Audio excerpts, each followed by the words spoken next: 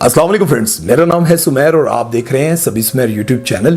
दोस्तों, बाज़ औक़ात आपके अंदर टैलेंट भी होता है, काबिलियत भी होती है और दुनिया के सबसे बड़े प्लेटफॉर्म पर आपको परफॉर्म करने का मौका भी मिलता है, लेकिन वहाँ के जजेस आपको ये कह के रिजेक्ट कर देते हैं कि अभी आप इस काबिल नहीं है कि आपको सिलेक्ट किया जाए, आपके अंदर इतना टैलेंट नहीं है।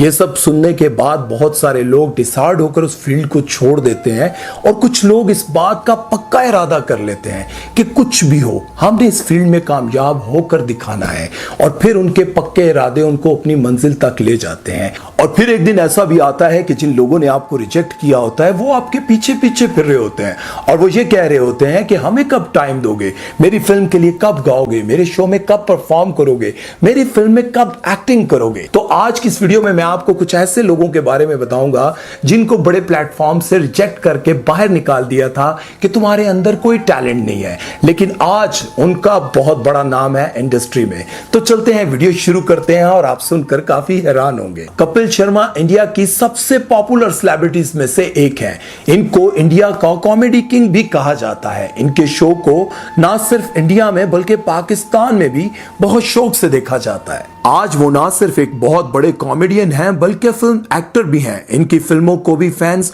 बहुत पसंद करते हैं। आज इनके पास बेतहाशा दौलत, शोहरत, इज्जत है, लेकिन हमेशा से ऐसा नहीं था। कपिल को शुरू से ही हंसने हंसाने का बहुत शौक था ही, लेकिन इनका ख्वाब हमेशा से एक सिंगर बनने का था और वो एक बहुत ही गरीब खानदान से ताल्लुक रखते थे और सिंगर बनने के लिए मुंबई शिफ्ट हुए। जी टीवी के एक musical reality show rock star पर अपनी किस्मत आजमाने के लिए कपिल ऑडिशन देने चले गए। वहां पर जज अनु मलिक थे और इनको कपिल की आवाज बिल्कुल पसंद आई और इन्होंने कपिल पाजी को गुस्से से रिजेक्ट कर दिया। इसके बाद कपिल ने सोचा कि चलो कॉमेडी में किस्मत आजमाई जाए और 2007 में the great Indian laughter challenge को जीत कर सबको हैरान कर दिया। कपिल की कॉमेडी का अंदाज लोगों को बहुत पसंद आया और वो पब्लिक में बहुत पॉपुलर हो गए। इसके बाद कपिल ने बहुत बड़े बड़े अवार्ड शोज को होस्ट किया और फिर इनको अपना शो भी मिल गया। अब सुपरस्टार्स इनके शो में मेहमान के तौर पर आते हैं और कपिल की कॉमेडी पर हंस हंस के पागल हो जाते हैं। ये बात सुनकर आपको काफी हैरानगी होगी कि अब अनु मलिक भी कपिल शर्मा के शो में आते हैं और इनके गुण गाते हैं। नेक्स्ट है मारिया मीर। 2013 में पाकिस्तान में एक बहुत बड़ा म्यूजिकल शो मुनक्किद किया गया जिसका नाम था पाकिस्तान आइडल। इस शो में मुल्क भर से लोग अपनी आवाज से जजेस और आवाम को इंप्रेस करने के लिए आए। इस शो के जजेस थे अली अजमत, हदीका कियानी और बुशरा अंसारी। अब बहुत से लोगों को एतराज था कि इतने बड़े प्लेटफॉर्म के लिए कोई और बड़े सिंगर होने चाहिए थे, लेकिन खैर प्रोड्यूसर्स ने इन्हीं का इंतखाब किया। इस शो पर जजेस ने काफी लोगों का मजाक भी उड़ाया और काफी लोगों को जलील भी किया।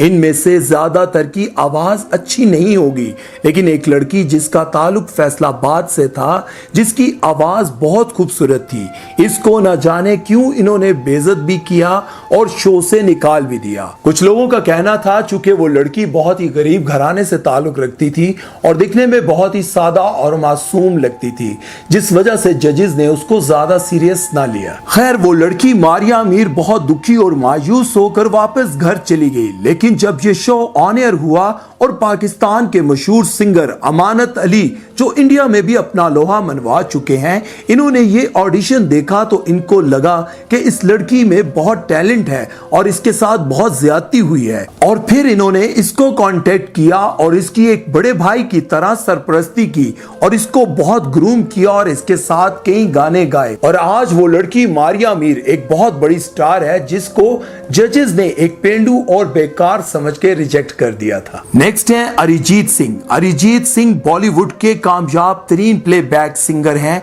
और कई अवार्ड्स के साथ साथ 6 फिल्म फेयर अवार्ड्स भी हासिल कर चुके हैं। आज अरिजीत के करोड़ों फैंस हैं और हर कोई इनकी मिन्नतें करता है कि सर प्लीज हमारी फिल्म का एक गाना गा दें। लेकिन एक वक्त ऐसा भी था जब अरिजीत रो रो कर लोगों को अपना टैलेंट दिखाना चाहते थे, लेकिन कोई इनको सीरियस ना लेता था। सोनी टीवी के रियलिटी टीवी शो फेम गुरु गुल में वो पार्टिसिपेंट थे, लेकिन वोट्स कम होने की वजह से इनको शो से निकाल दिया गया।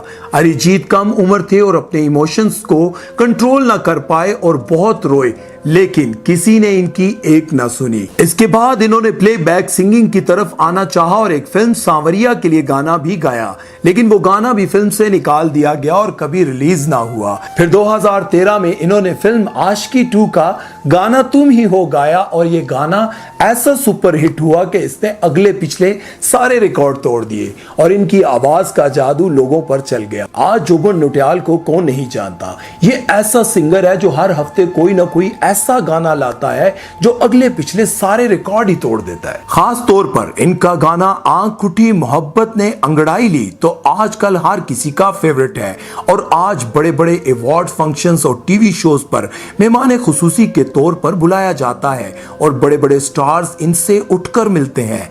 लेकिन आपको ये बात जानकर काफी हैरानगी होगी कि जो आज सिंगर्स इनको इतनी इज्जत देते हैं, चंद साल पहले वही इनका मजाक उड़ाते थे और इनसे कहते थे कि तुम कभी बड़े आर्टिस्ट नहीं बन पाओगे। और खास तौर पर सोनू निगम ने तो इनको जलील करके एक शो से भी निकाल दिया था। दरअसल जोबन को बचपन से ही गाने का बहुत शौक था और इनके वालिदैन ने इनका शौक देखते हुए इनको एक म्यूजिक स्कूल से गाने की प्रॉपर ट्रेनिंग दिलवाई।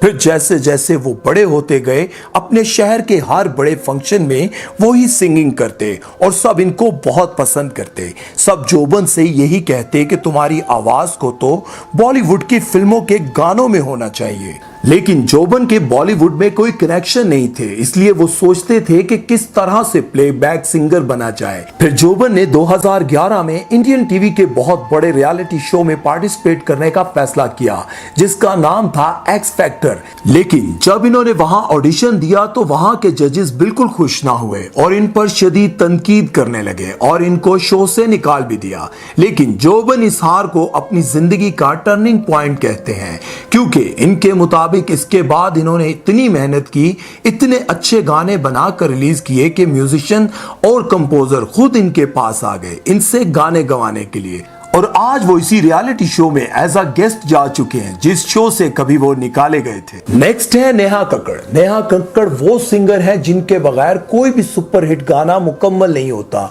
चाहे वो किसी फिल्म का हो या फिर यूट्यूब का।